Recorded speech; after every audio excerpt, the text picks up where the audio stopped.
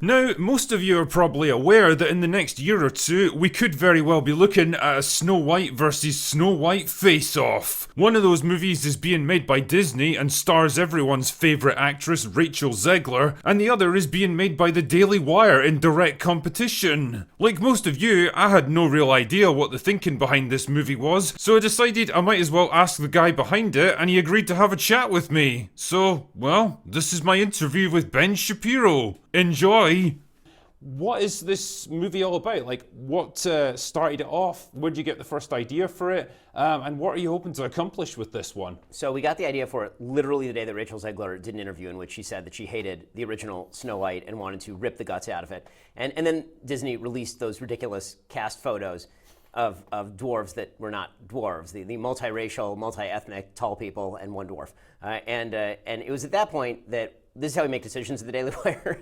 I literally just emailed that to my business partner, Jeremy Boring, and I was like, we should do something like this. And Jeremy's like, okay, we're just gonna make Snow White. So we decided that we were going to do a very rushed movie of Snow White, but we're gonna do it to all the specs, with music, with singing, with the original storyline in classic fashion that imbibes from the original well of the values. Specifically because if Disney wants to cede that field to us, we'd be fools not to take it. And we're kind of shocked by the fact that no other studio has done that. I mean, just on a pure market basis, if you have one of the most significant film achievements of all time, one of the most popular movies of all time, and the people who are making the remake of that movie in live action fashion have decided to betray that movie and say out loud. It's not even like a surprise. They're saying out loud, we want to betray this movie. We don't like the original values that a woman is reliant on a man. She's a girl boss who's going to be, I don't know, fighting the witch on her own, and the prince is going to be standing off to the side, if there is a prince at all, and if she's not a transgender, non-binary, Snow White, whatever. Like, it would be idiotic not to go back to, the thing that works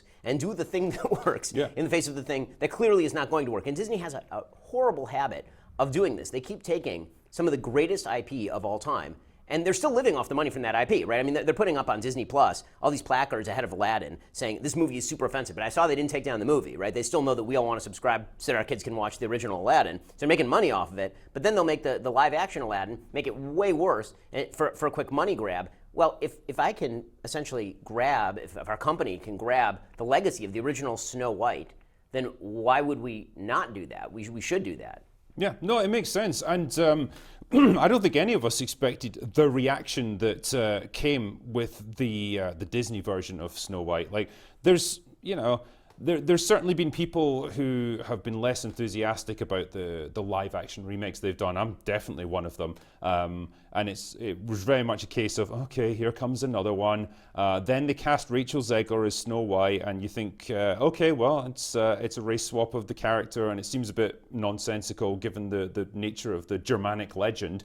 But okay, fine. And the name of the movie, and the plot of the movie. And exactly. The fact that, it would be like, I don't care about the skin color of the characters, but when the literal line from the movie is skin as white as snow, and that's why her name is Snow White, it makes it kind of weird so why is her name Snow White? I'm confused. Yeah. Because she's pure? Okay. Yeah. Fine. Oh, fine. Okay. Sure. And then we had the dwarves, which are no longer dwarves because Peter Dinklage got mad about it, and so we don't have them, and we don't even have the story about true love overcoming all, because it's no longer about that. It's, according to Rachel Zegler, it's about Snow White's quest for power. So you've lost everything, every aspect of the original movie, and it really just seemed like the perfect storm. It was. I mean, a lot of the other movie. Disney movies, you've seen them playing around the edges of this, right? What they'll do is they'll do a remake of Beauty and the Beast, and they're not fundamentally undercutting it, they're just making a worse version of the original, and then they'll be like, and also LeFou is gay. And you're like, okay, in the original movie, he's a sycophant, he's not gay, I see what you're doing, it's a sop to whatever crowd you think you're appealing to. I don't know who's like, man, I wasn't going to see Beauty and the Beast, but now that LeFou is gay, I'm totally in. I'm not sure what the logic was on that, but apparently it pleases someone. Okay, fine, it's stupid, but if you want to, all right. Or the Little Mermaid, where it's like, okay, this is a Danish fairy tale, and that is why Ariel has red hair. And we've all seen the memes of how every redhead ends up as a black person in the Disney films. Don't be a redhead in a Disney film is the message. But okay, fine. Like, and I can see that you're trolling for the audience hatred, which they've really been doing a lot since the Kathleen Kennedy Star Wars, since the Rose Tico stuff, since the audience reacts badly to a character, and it's because it's the audience is wrong. It's the Principal Skinner thing. It can't be. The kids are I could be wrong, or the kids, the kids must be wrong. And so Disney's really been playing a lot into that, but they hadn't full on just said, you know what, we hate our original movie, like hate it. And we are going to gut that, and we're going to wear its face around like a weird Hannibal Lecter mask. And that's essentially what they pledged to do. And so that's such a great market opening for us to put out something competitive. And obviously they got wind of that because now they've completely recast it. They have created really horrible looking dwarves who are giant, they're still giant because they had to, I'm assuming they're just pasting CGI over. Right? Yeah, over the actors. And oh man, yeah. We saw and they that. look terrible, by the way. They look awful. Like they rushed out that image of the CGI dwarves who are now enormous. So now Snow White is I don't know, she's Gulliver, and like it looks awful, but I think they were forced to. And now they're saying they're delaying it for a year, and they're pretending that it's not about having to recut it and redo it and all the rest of this sort of stuff. So, little public pressure goes a long way. I would hope that Disney starts to learn the lesson. I mean, listen, I love Disney. Right? I grew up on Disney. Disney, like classic Disney, is my jam. We were annual pass members. We were in California for years. My family, my kids, everything. Same thing at Disney World when we ended up moving to Florida. And now I won't subscribe to Disney Plus because of this crap. And I think there are a lot of people who feel the same way. Yeah, I mean, well, you and I are roughly the same age, I guess, and we probably grew up in the 90s, and that was that golden era of Disney animation where you got things like Aladdin, you had The Lion King, you Beauty had and the Beast. Yeah. Yep. And, those movies were a big part of people's childhoods, and so now to see them, just get tarnished and remade for modern audiences, it's increasingly demoralizing, and particularly something like Snow White, where it was literally the movie that put Disney on the map as an animation studio. And yeah, to hear Rachel Zegler just say, yeah, this movie sucks, and Prince Charming was a weird, crazy stalker. I love the Babylon Bee's take on this, which is that you see Prince Charming come into frame, and Snow White is on the table, and he goes up to her, and he's about to kiss her, and then he goes, no. And then he just walks away. Yeah. That's the end of the movie. She stays dead. I can't get consent, so Right. I have to stop. I mean, yeah, it's just, like I say, it was the perfect storm of just everything bad about modern filmmaking. And so it was an interesting thing for you guys to come along at that time and say, hey, we're just going to do a version that's fair and accurate to the source material. Yeah, and that's on Jeremy. Jeremy's doing amazing work. I mean, he's really the creative director when it comes to this sort of stuff. And so it's easy for me to say, we should make something. It's another thing to kind of put that on film and make that materialize. And Brett is going to be great for it because she, number one, has the right values. There's never going to be an interview of Brett talking about the evil morality of Snow White and the Seven Dwarfs. And so she also happens to be a really talented actress, and she can sing. So it should be a lot of fun. Yeah. I saw a comment from her to the effect of, this is a timeless story and it's excellent, fairy tale, and I'm just really honored to be playing this character, and I hope I can do it justice. And I thought that's just the perfect thing to say. It's so easy, it's so simple, and yet somehow so many actors fail at just saying that. It's not about putting this modern spin on it. It's not about redefining this classic story. It's just about having a bit of respect for the I think material. that's one of the big things, not just about the creators, at Daily Web, but also the people who were casting in these movies. The reason the star system died, in large part, is because we got too much exposure to what the stars think. I mean, if you look at the original Hollywood really shielded its stars. The idea was that the only thing you ever saw of the stars really was on Oscar night, and also just the stars in the movies. You really didn't know that much about their personal lives. The studios really worked hard to keep that shielded. Mm-hmm. They tried to keep scandals in the closet. The idea was that these were people who existed only in your mind and only on the screen, and so they were larger than life. And then we started getting the opinions of these people, like, oh, they're morons just like my neighbors. I mean, this is like the annoying person on Facebook, except she's famous. Like, so she's rich, and she's famous, and she's good looking, and she's whining about American society. I'm not interested in that. You want to destroy the star system. That's an excellent way to do it. It made them mundane. And it really, like you say, it shed light on how they're not these magical beings that are more enlightened than the rest of us. The best example, by the way, Tom Cruise, right? So Tom Cruise, if you look at his career arc, he was a studio star, and then he made the mistake of going public with his private life, the Katie Holmes stuff, the Scientology stuff, and he goes through a period in the wilderness where everybody sort of treats him like regular person, and then he realized, I need to stop this, and he stopped it, and now he's a movie star again. Yeah. And that's actually the way that you should approach your job if you're a movie star. Be a movie star. No one cares about your political opinions. No one cares about what you have to say about tax policy. Do the thing that people want you to do, and it turns out people will pay you for that. Yeah, I agree 100%, and that's, I guess, what we've been missing for so long, and hopefully we can get back to that point. I mean, I know that the studio that's making Snow White is Bentkey, which is it seems to be like a children's programming arm of the Daily Wire. So Is this the first of the projects they're going to do? Are they going to do more things like this? I hope going so. forward? I mean, so we're totally looking at a bunch of different films right now. We have 5 original shows that are on BenQ. We have about 150 hours of kids programming. And the pledge that we're making to parents, because all of us are parents who founded the company, the triumvirate, we all have a bunch of young kids. And our pledge was we're not going to make anything that we ourselves would not be comfortable with putting our own kids in front of, and we're not going to have anything on the platform that we wouldn't be pleased to have our own kids watch. And so what that means is that even shows that we're licensing, we're pre-screening every episode of those shows. And if there was something that didn't meet our standards, we were just taking that out. So BenQ really is not political as much as it is just a safe place for kids to be able to watch material that's fun and adventurous and creative and doesn't wreck their childhood. And we're not looking to insert political messages per se. The fact that it's apolitical is the political message. You can actually just abide by normal, traditional values and not be insulted, and your values insulted by material created by people who really don't like your values very much. And that's the thing that we keep seeing over and over from kids programming, is this attempt to insert these messages. Like, why? Just leave my kids alone. It's one thing you want to do that to me. I'm an adult. I can choose what I want to watch, what I don't want to watch. What I don't need is my kid is watching some show on Netflix that I do know is clean. And the next thing that gets fed to them is some show that is a bunch of values that I really don't agree with, or values that I don't particularly like. And Disney they can't stop themselves from doing it. I mean, I don't know if you've seen the preview for their new animated film, Wish. That's coming out, I think, in November around Thanksgiving. And it seems, again, I'm just talking from the trailer, so maybe the trailer is not a good depiction of what the film will be. But it seems that the plot is, very, very, very thinly guised, the plot is essentially about how God is bad. And so what it is a king, and the king grants people's wishes. But he has an apprentice, and the apprentice, who's also learning to use this power of granting people's wishes, finds out that the king is only selectively granting people's wishes and is picking and choosing which wishes. This is a terrible, terrible thing. And she will grant everyone's wishes, which, I mean, you don't have to go very far afield to understand that what that kind of is God is bad because he said no to you sometimes. And so it would be better if there were an empowered female character who could get up and make sure that all wishes were granted across the board, leading to what we would call the Bruce Almighty conundrum, which is you can't grant everybody's wish all the time, obviously, but that doesn't seem to matter. So. Okay.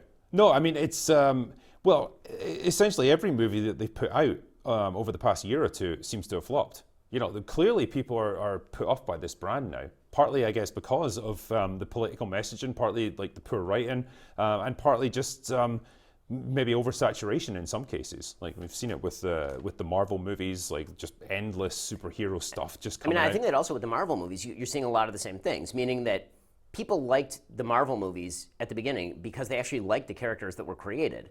And now they've decided that those are not the characters they want to move forward with. I mean, the person that nobody liked at all when it came out was Captain Marvel.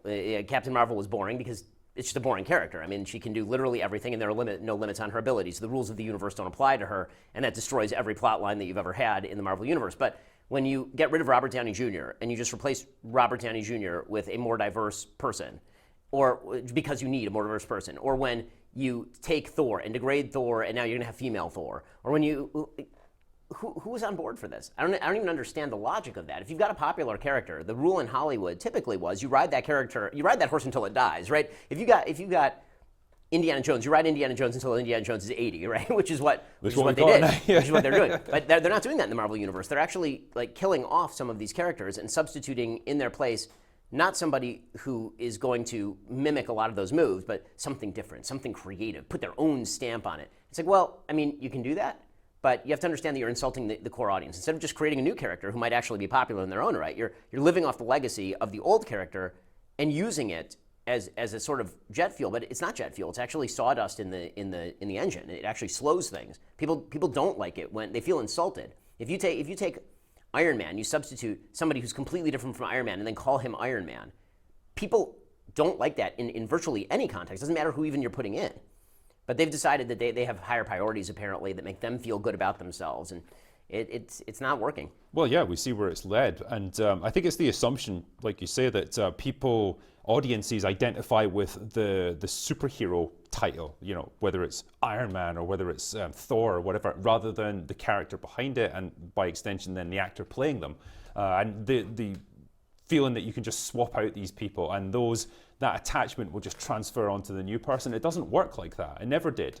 But yeah, I was going to ask as well, like obviously Daily Wire now are starting to get into movie production. You know, you've Snow White is obviously going to be a big one for next year, but you've already done things like Terror on the Prairie, you've done Shut In, you also put out Run, Hide, Fight. Run, Hide, Fight. Yeah, I know you didn't make that one, Yeah, but we you got distributed it. that one. Mm-hmm. Yeah, I mean, obviously you're starting to make a bit of an impact with this stuff. Yeah, we're making a great Arthurian series that's going to be coming out next year, the Pendragon Cycle, and that's like our biggest budget thing that we've ever done. That's being filmed right now.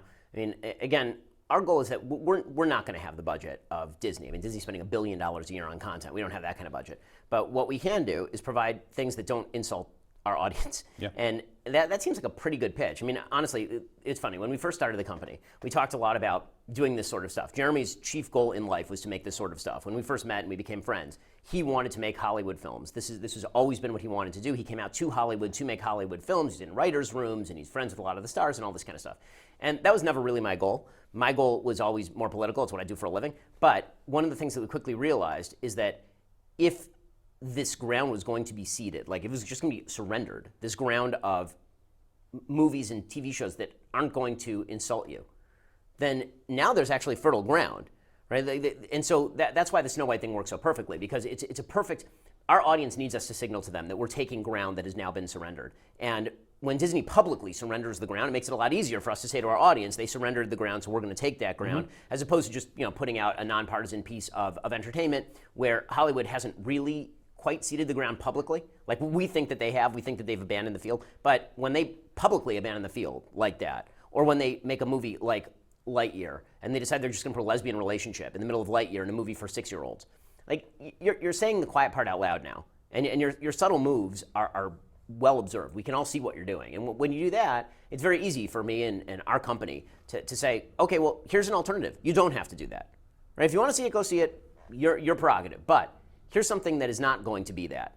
And so again, that's sort of the MO at the company. Make great content that also happens to not insult the values of the people who watch it. I know, and it seems like such a simple formula. I said as much in my my video that I made about the two Snow White movies essentially going head to head, which isn't happening now because Disney have run Maybe away it will. from it. Depends when you bring out our Snow White. Yeah, exactly. But it might give you an extra year if you wanted. But yeah, I said, the fundamental rule of business is like you give the customers what they're looking for, and if you don't, someone else will sooner or later. Like, seems like Disney, with all these fairy tale stories, they insist on doing their own modern spin on it, which people are increasingly turning against. It's only a matter of time until someone like the Daily Wire comes in and says, "Well, okay, we'll do it the way people want." They're also Give people what they want. I think Disney's making a critical mistake, because I think that even if they assume that people of our generation who now have kids and bring our kids to the movies, that our generation is more liberal than our parents' generation, which socially is probably true. Even if you assume that, you can't take the stuff that we grew up with and wreck it. That's insulting to us, right? Even if we are, as in general, to the left of where our parents were at the same time in their lives, we're not so far left that we want you to take all the things that we grew up with and just destroy them in front of us. That's not pleasant. It's unpleasant to watch, and Disney has a nasty habit of doing that. I don't know if it's lack of creativity or budgetary concerns. I mean, I know you've talked a lot about the budgetary concerns of trying to use, that's why they're using old IP and sort of gutting it. But it's whatever it is. The first rule of any business that requires an audience is do not insult your audience. Yeah. And Disney keeps insulting their audience. I think Indiana Jones this year was just the ultimate example of that. A movie that cost over $300 million to make. Absolutely tanked at the box office. No one wanted it. They saw exactly what they were doing with this film. And it was a shameless cash grab of an old IP to try and launch like a new character that no one liked. And the result is they threw away hundreds of millions of dollars. And you do wonder, like, how long can they keep doing things like that? I think they'd also blown out the Indiana Jones IP over the Shia LaBeouf movie and all the rest of it. I mean, by the time they got to this one, it felt like the IP itself was too tired to sustain the film. I'll be honest with you, I thought that the last 10 minutes of that film was quite lovely. Like the last 10 minutes, it's a very long film, so there's a lot in the middle I didn't quite like, but the last 10 minutes of the film, the sort of notion that he, as a character who lost his son and Marion, they have to get back together, having acknowledged their loss, I thought that was actually kind of a nice human moment, but it's also the sign-off for the character, obviously. And if you're going to sign off the character and you're going to hand it over to someone, then it better be somebody who people like. And this is like the second straight time that they've tried to hand it over to somebody that no one likes. Yeah. Or you could just create a new character. Once in a while, it'd be okay. They've done other things with it. They had the young Indiana Jones Chronicles, like the TV show back in the 90s, and that was pretty good fun. Yeah. You know, like that allows you to have a. I mean, I think that if River different Phoenix hadn't died, they could have gone some places with it, right? I mean, in Last Crusade, they Yeah. lead off with River Phoenix, and you're like, okay, I could see this being a thing, Yeah. right? Like, and then it just obviously circumstances prevented that, but Yeah. But no, honestly, it's been really interesting talking to you about like where you see this whole like endeavor going, not just with Snow White, but with the whole idea of movie production, TV shows, and all that sort of thing. And I guess setting up a kind of parallel marketplace to what Hollywood's offering, because yeah, like going back to what I said, it's very much they're not providing what people want. Well, someone else will. I think the market is also moving in our direction in the sense that budgets are going to drop. Yep. Hollywood's budgets are going to drop. They do not have margins, and they're losing subscribers. And we are a fairly small company compared to them. I mean, we're a nice-sized company. We do, $250 million a year, but we're not Disney, which is doing tens of billions of dollars a year. And so what that means is that for us to be in any way competitive, budgets have to come down on the production of these sorts of things. And budgets are going to come down because people ain't going to the movies anymore in the same way they were. They're running out of subscribers that they can chisel, and so that's going to help us quite a lot. And again, they keep seeding all this popular ground. I mean, there was a point in time 3 years ago where they basically declared we're not making any more cop shows. Now, if you're talking about like staples of TV over the course of all of history, you're talking, especially if you're talking about like early TV. So I'm a student of early TV. I wrote an entire book called Primetime Propaganda about the history of the television industry. And if you look at like early TV, pretty much everything was a cop procedural or a Western. Those were like the two cheapest things to make. A cop procedural, those are the two things you are not allowed to make in Hollywood now, because Westerns are insulting to Native peoples, and because cops are inherently bad, corrupt, and racist. And so if you want to give me that, if you want to like just give me those like two of the most productive lines of television ever devised, I'm happy to take that from you, because it turns out people still like watching cop procedurals, which is why CSI ran for literally ever, and people still like watching Westerns, which is why people love Yellowstone, right? I mean, so if you want to give me those entire, like, just keep throwing at me all of your lucrative IP lines, and we're happy to take them.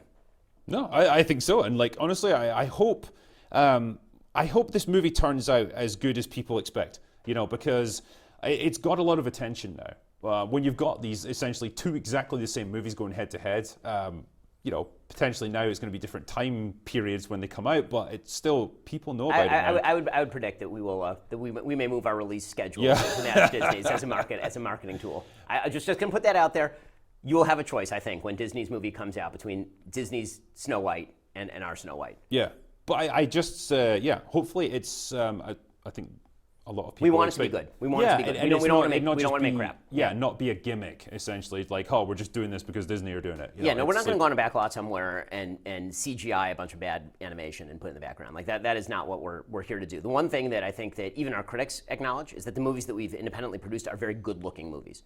Yeah. Like whether you like them or not, like in terms of production value, the production value on Terror on the Prairie is very, very high. The production value on Shut In is very, very high. These look like studio films. Yeah. And so we're very concerned with things looking like they should look. So we don't want our viewers to have to sacrifice, okay, I don't like the values of Disney, so I'm going to watch this like really crappy Snow White that looks bad and has bad music and no one can act. Like, I'm not going to get, like, Jeremy is really, really firmly focused on quality at all turns. He has been since we launched the company, which is why if you look even at our early podcasts, he was like, we're going to have high-def cameras, we're going to build sets, and it's going to look really, really good. And I was like, who cares? It's a podcast. He's like, no, it has to look really, really good. And so the production value has always been one of the core components of the success of the company. And is there any chance at all you could get Peter Dinklage a role as one of the dwarves? Can you do it? Well, look, honestly, thank you for taking the time to explain some of this stuff and give people a bit of insight into what you're doing with this, because a lot of people are interested in this movie. They'll be interested to see where it goes. So I really appreciate it. And again, shout out to my business partners, Caleb Robinson and really Jeremy Boring, who are really the guys who are doing the hard work. I just get to come out and talk about it. Nice one, man. Thank you. And well, that's all I've got for today. So go away now.